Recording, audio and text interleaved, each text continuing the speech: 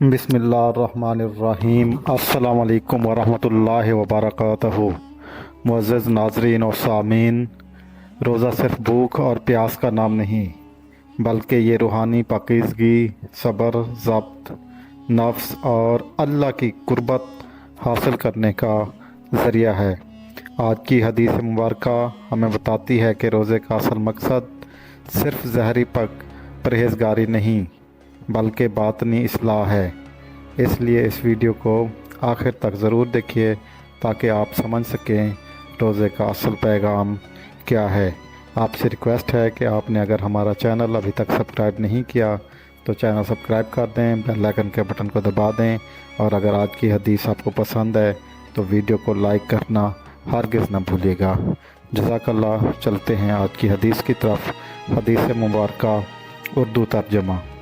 नबी करीम सल्लल्लाहु अलैहि वसल्लम ने फरमाया, जिसने झूठ बोलना और इस पर अमल करना ना छोड़ा तो अल्लाह को इसके भूखा प्यासा रहने की कोई हाजत नहीं।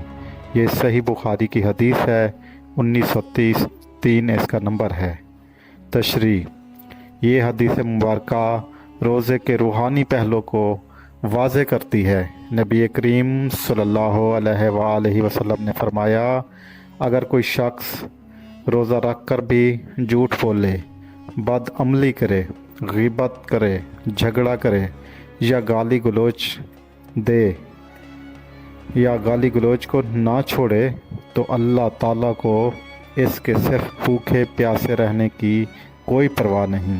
ये वाज़े पैगाम है कि रोज़ा सिर्फ ज़हरी भूख और प्यास का नाम नहीं, बल्कि नफ्स की तरबियत, ज़बान की हिफाजत और दिल की तहारत का नाम है।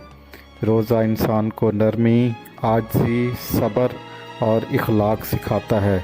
जो लोग इन बातनी औसाफ को अपनाते हैं वही दर हकीकत रोज़ादार होते हैं।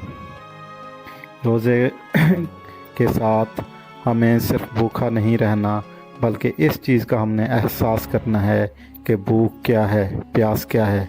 इसका मतलब दूसरों से हमदर्दी से पेश आना और उनके साथ हुस्न सलूक करना और उनके मुश्किल वक्त में काम आना और उनका ख्याल रखना।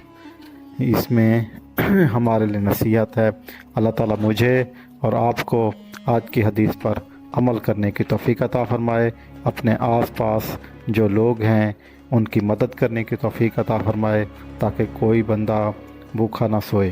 कोशिश करें कि अपने आसपास लोगों की जितनी हो सके मदद करें, सफ़ेद पोश लोगों की मदद करें। अल्लाह ताला हमें आज की हदीस पर अमल करने की तौफीक अता फ़रमाए। अगर आपने हमारा चैनल अभी तक सब्सक्राइब नहीं किया तो चैनल सब्सक्राइब कर दें, बेल आइकन के बटन को दबा दें और वीडियो को लाइक करना हरगिज़ ना भूलिएगा। जज़ाकल्लाह। अल्लाह हाफ़िज़।